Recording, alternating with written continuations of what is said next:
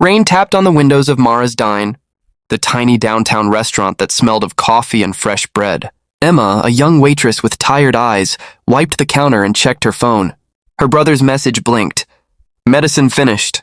She sighed and slipped the phone away just as the doorbell rang. A tall man in a black coat stepped inside. He looked out of place. His watch gleamed, his shoes shone, but his face was calm, almost lonely. He sat at the corner booth and said softly, "Just a steak. Medium rare." Emma smiled and nodded. Something about him felt strange, like he carried secrets under that calm voice.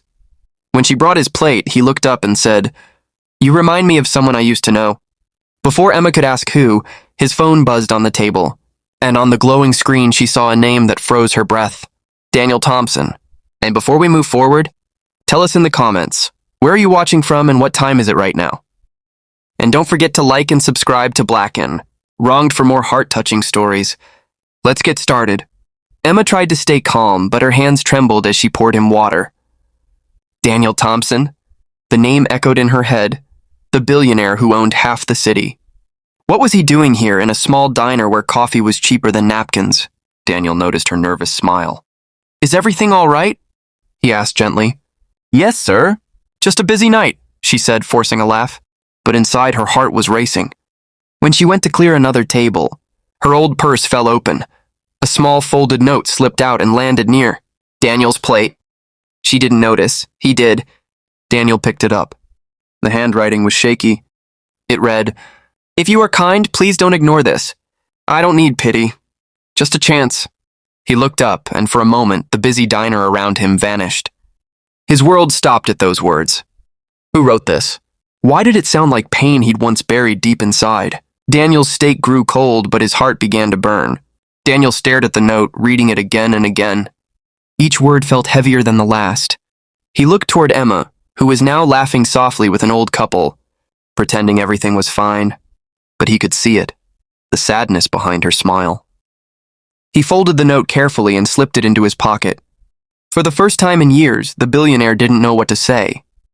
Money had solved every problem in his life, except the silence inside him now. When Emma came back to his table, he quietly asked, "Who's this for?" She froze. Her lips parted, but no words came out. Then she whispered, "It's nothing, sir. Just something I wrote for myself." Daniel didn't believe her, but he didn't push. He simply nodded, paid his bill, and left a generous tip. But as he stepped out into the rain, he turned back to see her wiping tears with the same hand that served smiles all night. The next morning, the rain had stopped, but Mara's Dine still smelled of yesterday's storm. Emma arrived early, her apron still damp from washing. She thought about the stranger who'd come for a steak and left without a word. She didn't know why, but she couldn't shake the feeling that she'd said too much, even though she hadn't said anything at all. At exactly 9 a.m., the bell above the door rang again.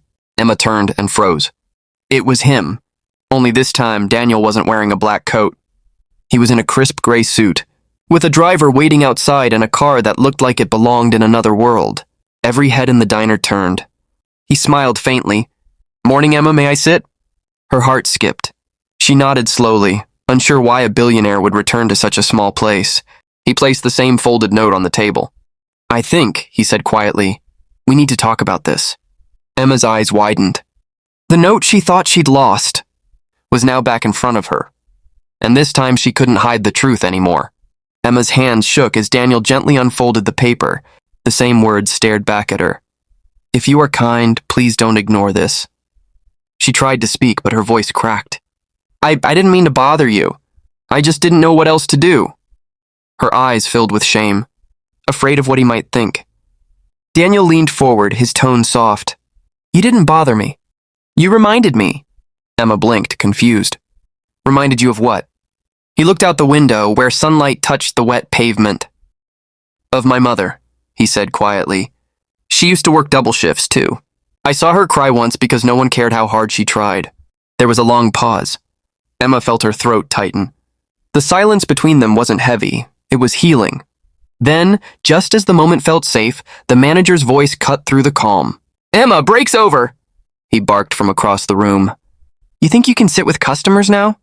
Her face went pale. Daniel's expression changed.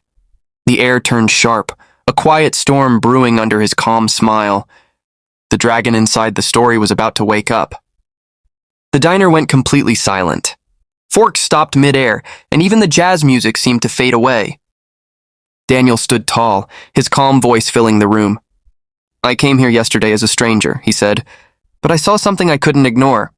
He looked at the manager, who was trying to smile, but couldn't. "You scolded someone who works harder than anyone in this room," Daniel continued. "She didn't ask for favors, on only fairness." Emma's hands trembled. She had no idea what was happening. Customers whispered, trying to understand who this man really was.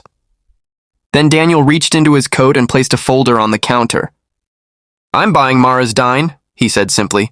"Starting today, no one here will lose their job, especially not the people who keep this place kind." The manager's face turned pale. Emma covered her mouth, tears filling her eyes. The room erupted in applause, not because of money, but because justice had finally walked through that door. As Daniel looked at her, he said softly, "You reminded me what it means to be human." And in that moment, everyone could feel something bigger than wealth had entered the room. The news spread faster than the smell of coffee. By noon, Mara's Dine was buzzing with joy. The customers who had watched the scene earlier kept whispering, "Did you hear? The billionaire bought the place." But Daniel didn't care about the headlines. He cared about the people.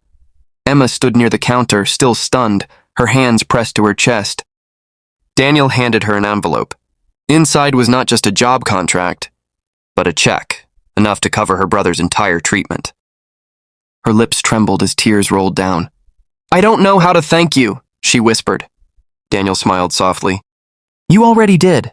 You reminded me what real wealth feels like." Around them, laughter replaced tension. The same manager who once yelled now served coffee quietly, humbled and polite.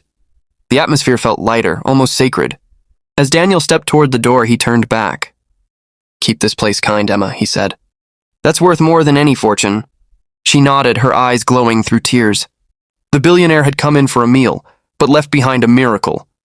Weeks passed, and Mara's Dine began to change, not in looks, but in spirit. The walls that once held silence now echoed with laughter and music. The photos of customers were replaced with new ones. Families smiling, children waving, workers proud of what they built together. Emma was no longer the tired waitress struggling to survive. She managed the diner now with confidence and warmth. The manager who once shouted had been given a second chance too. This time, he learned what true leadership meant. Daniel visited often, always sitting at the same corner table by the window.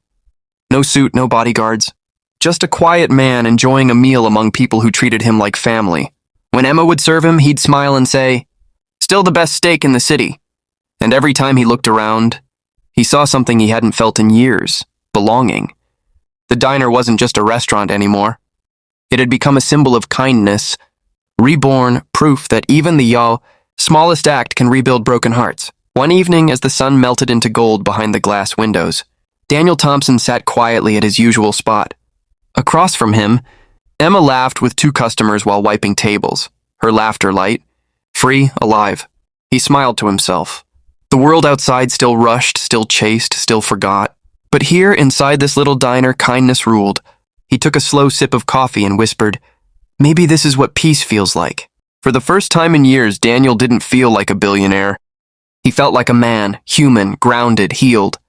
The note that once asked for help had become his greatest lesson.